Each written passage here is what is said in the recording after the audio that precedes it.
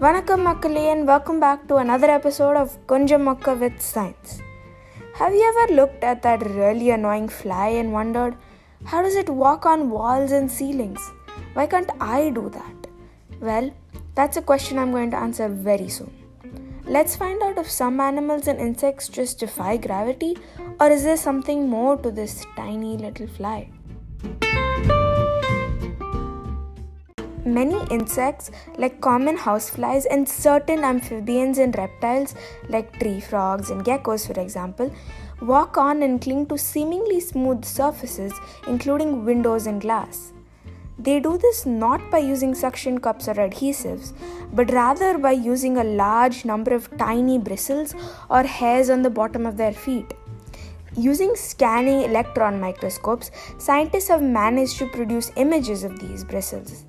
Animals' legs that appear very smooth to us actually have many microscopic bumps and fissures which serve as footholds for the tiny hairs on their feet. The segments, or scientifically known as tarsi, at the end of insect legs have claw-like structures which help them hold on to the different surfaces easier.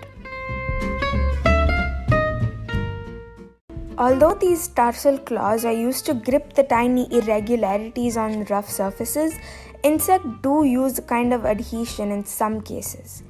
They do this when the surface is smooth, where the insect can hold on using adhesive actions of hairs on the sticky pads on the tarsi, scientifically known as aureolia or pulvili.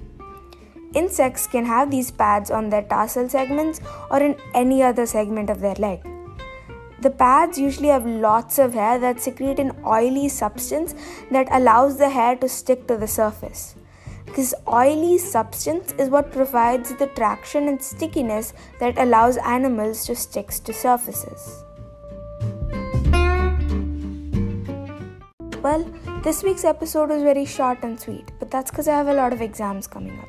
I promise more on next week's episode.